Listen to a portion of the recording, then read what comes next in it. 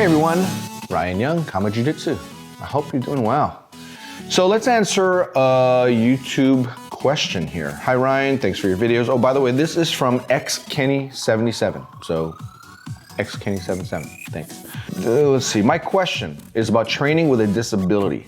I've got a weird issue where my knees don't straighten properly, which gives me a lot of pain and also means that my quads are incredibly weak, probably permanently. It makes things, makes being on top difficult because the pain is worse when I am kneeling. When I roll with higher belts, they let me work a wee bit from guard. I like that, wee bit. Like a wee bit, yeah. From guard, and I feel like I'm developing technique fairly well from that. But even with much newer white belts, I just don't feel like I can make anything happen because they're much more aggressive and are all a lot stronger too. I was wondering if I had any thoughts on how to deal with the fact that I have this serious physical limitation. Do you train with anyone with a disability of any kind, and is there anything you can do or would do differently to help them work around it? I guess some of this would apply to anyone starting much later in life than the average student as well. So then I asked him, is your disability a result of an injury or is it congenital? Is it something that you broke a while back and it hasn't healed right, or is it something you're born with, in other words? And if it's a result of an injury, have you given up all surgical or manipulative options? Seeing a good active release therapy type person or a chiropractor or a physical therapist, right? He comes back and says, I think it's congenital, but I never realized there was something wrong with me until I was in my teens. I didn't know other people have that kind of pain and discomfort all the time. There doesn't seem to be any surgical options open to me. Getting both knees fully replaced might help, but there's no guarantee and a lot of risk of long-term recovery, even if it achieves nothing. Okay, so let's kind of get into this one. I do have students who have limitations. Now, keep in mind that if the average demographic at our school, and I've talked about this in earlier videos, ranges between 35 and 45, you're gonna get a lot of middle-aged type people. Middle-aged people, maybe they were athletes in their prior lives, but they're not now, and they kind of want to get back into it. The problem is that you, as an instructor, me as an instructor, I have to be really aware that injuries happen a lot easier with this group, and the older they get, and I did that video about being over 50, injuries do come a lot easier than when you're younger. For people who have limitations, we never want to discourage anyone from training. In fact, I've never discouraged anyone from training. I always encourage people to train. And if you do have a limitation, we have to do what's called a workaround. Now, keep in mind that with every workaround that you must do, that there is going to be a portion of the art that you may not be able to realize or exploit or use. And the less of the art that you're going to be able to use, you're going to be cutting that part out, cutting this part out, cutting this part out. Then we're going to have to make do with what's left. And as long as you realize that, then you're fine. Like I said in that last video about being over 50, you need to protect yourself first. So if you have something or a position that causes pain, you need to stop it right then and there. Just tap and say, you know what, that's my bad knee, my bad elbow, my bad shoulder, and your opponent will then stop and then say, oh, sorry about that, let me switch to the other side and then continue on. Where you might have a problem with your partners is if they can only play on one side. Let's say they only attack your right-hand side, which is a right-handed player. And you find this in a lot of schools. A lot of practitioners are one-sided. They are not ambidextrous in jiu-jitsu as they really should be. But let's say, and my bad shoulder is my right shoulder as an example, and person always wants to target with the Americana my right shoulder. And I'm gonna protect it. Finally, after the third or fourth time, I'm gonna say, you know what? Stop targeting that shoulder. That shoulder is my bad shoulder. Oh, sorry, Ryan, my bad. And then let's say they're working on Americanas. Well, they have no clue on how to do it on the left side, and they figure I'm gonna go somewhere else. So they try to armbar me, and they're only gonna go for my right arm. So in that way, it might be a problem because bad shoulder and combined with a partner who only plays one side, and it happens to be my bad side, then I might have some issues. I might need to find a different partner, or my partner might have to learn to expand his options and start to target the side that he's weak on, which would be my left side.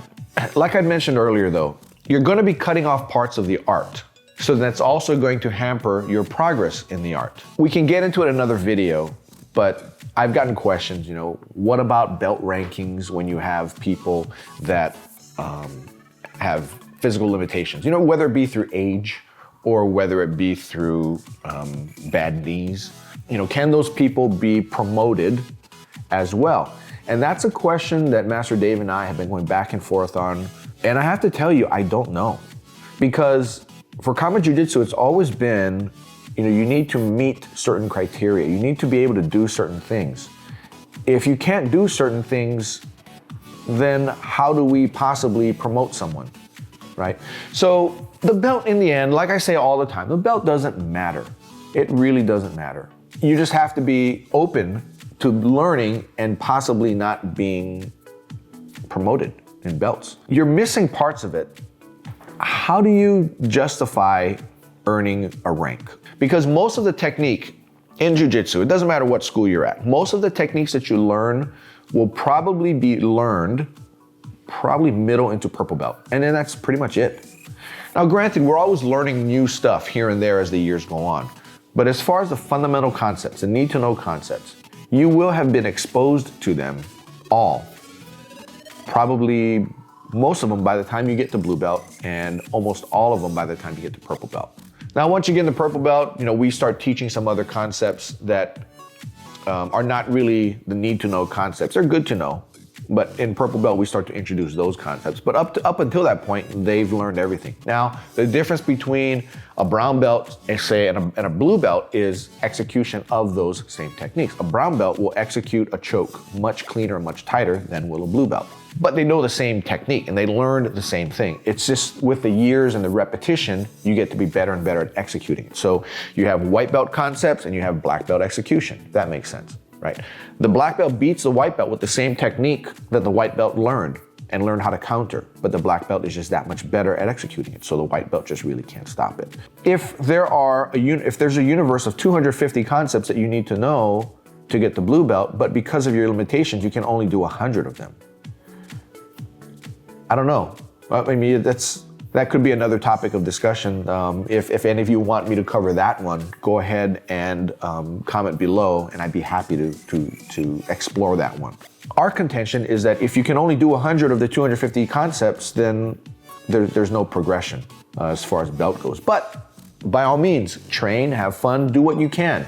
If because of your knees you can only play from the guard, then only play from the guard, right? I don't want you to be in pain training, right? And I'm not gonna say you need to go through that pain in order for you to continue learning. No, you can just play guard and, you know, play where it's comfortable for you. Now, if you can find yourself maybe venturing out a little bit into something that might cause a little bit of pain, but it's manageable pain and it's not pain that's gonna injure you going out, then by all means do that. But if it's pain that is like, no, you can't bear it, and if you continue to, you may damage something, then by all means, don't do it.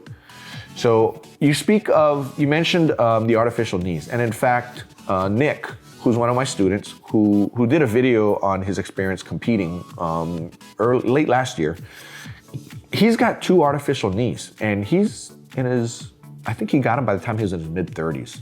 Here's the thing with artificial knees. If artificial knees are a solution for you, consider this. If you're young, a lot of people say, in fact, one of my best friends, he played football for Notre Dame. He's 10 years older than me, so he's about 60 years old now. And he has a knee that only bends this much. He cannot collapse his heel to his butt. It's just like that. And the reason was he injured it playing football, and they just patched him up really quickly because they wanted him back on, because he was a starter. And they wanted him back on the line to play. Years later, he was just stuck with a knee like that, and his knees are really bad. Actually, that knee is really bad. And the other knee gets bad because you end up favoring it. Well, the only exercise he can do is a Nordic track. Now, most of you have never heard of a Nordic track. I mean, well, us older people have, but it's basically a simulator for cross-country skiing. They don't make those anymore. They haven't made those for probably 20, 30 years now. And he can't even walk very far. So he has to do the Nordic track because it's not low impact, it's no impact. Whereas walking is low impact. I've always told him, I go, why don't you get a knee replacement? His whole thing was, well, I've been told that the knee replacements will only last 10 years. And after that, I may have to get a new one. And then when they do a new one, what happens is they have to actually cut your entire, so they cut both sides of your knee joint out, right? So it's just bone and bone, but no knuckle in between. And knee replacement is that knuckle joint, and they have to drill it into the bone on both sides. Well, here's the thing. Once you drill it in and your bone fuses around it, and then let's say the knee joint, the artificial joint goes bad, then they have, if the spike goes in here, they now have to cut it here and here. So it makes another knee replacement a lot more difficult of a proposition. Well, here he is, he's 60 years old now, and he had to suffer all these years from when he got out of college at age 22 all the way to age 60. Now, for you, if you're thinking about your knees and replacing your knees, think about the quality of life that you'll have over 10 years. Now, you said that it may not help you. We don't know. You'd have to talk to a lot of experts about that one. I don't know myself. I don't even know exactly what your condition is. I'm just thinking if you're mentioning to me that artificial knees may be a solution, then I've seen it work, right? I just gave Nick his blue belt because he can do everything. Now, he has to kind of watch how he does things, but he can pass guard, he can clinch, he can do takedowns. He even will jump into the judo class with Sensei Dean every once in a while. It looks awkward, but he still can do it. It's just a matter of getting used to using knees that really you weren't born with, and programming yourself to do it. And he's doing very well. What his limit is, I don't know, but my assumption is that his limit will probably be reached sooner than someone else that were just like him, that does not have artificial knees. He's enjoying life right now. He trains 5 days a week. He wouldn't have the life that he has had he not gone and replaced his knees. Long answer to your question, yes, there are workarounds that we can do if you have any physical limitations. Our school, we're happy to do them for you and show you, okay, and if you can't do this, how about you do this? And then we'll try it. If it works, then great. If it doesn't work, okay, do this instead. We'll work until we find that space for you to operate in.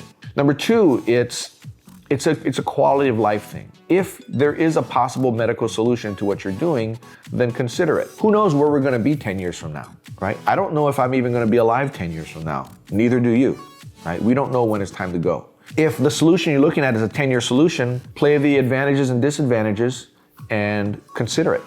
I'm not saying that you should do it, I'm just saying to consider it, don't lock it out. The last option is if you decide not to do it and you decide to just forego those options, just train with your workarounds, realize that you are going to be missing a lot of the art because you just simply can't do it.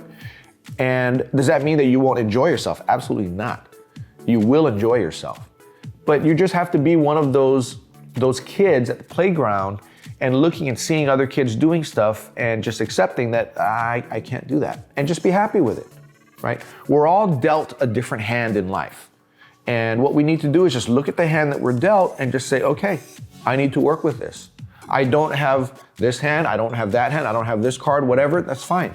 You have those, I've got mine, I'll make the best with what I've got. And that's really all you can do.